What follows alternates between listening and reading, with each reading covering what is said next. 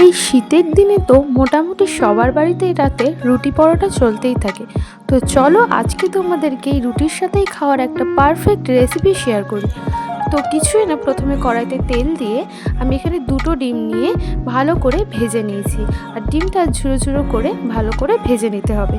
এরপরে আমি কড়াইতে তেল দিয়ে দিয়েছি কুচো করে রাখা পেঁয়াজটা ভেজে নিয়েছি যতক্ষণ না লাল হয়ে গেছে। আর এর কুচো করে রাখা পেঁয়াজ ভাজা হয়ে গেলে আমরা দিয়ে দেব টমেটো আর আলু। এরপর আমাদের সব ভালো করে ভেজে নিতে হবে।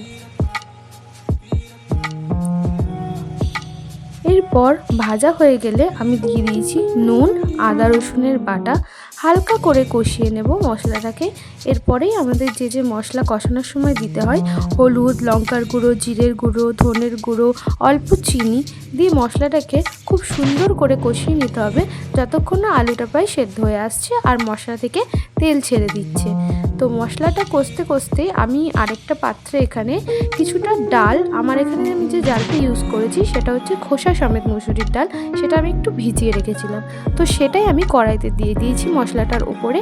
এবার এটা দিয়ে সুন্দর করে আমি একটু কষিয়ে নেব।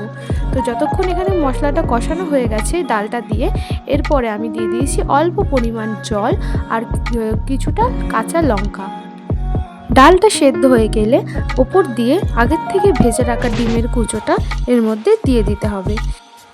তো এটা দেওয়ার পর অন্য একটা কড়াইয়ে আমি অল্প একটু ফোড়ন তৈরি করেছি, যেটার মধ্যে ছিল তেল, শুকনো লঙ্কা, জিরে আর একটু লাল লঙ্কার গুঁড়ো। এরপর ডালের ওপর আমি সেই ফোড়নটা দিয়ে দিয়েছি। ব্যাস, এখানে ডাল প্রায় রেডি। নামানোর আগে কসৌরি মেথি আর ধনে পাতা দিয়ে ভালো করে এটাকে মেশালেই তৈরি হয়ে যাবে তোমাদের মুসুরির ডালের তড়কা। তো কেমন লাগলো রেসিপিটা অবশ্যই জানিও, আর বাড়িতে নিশ্চয়ই সবাই ট্রাই করো। টাটা।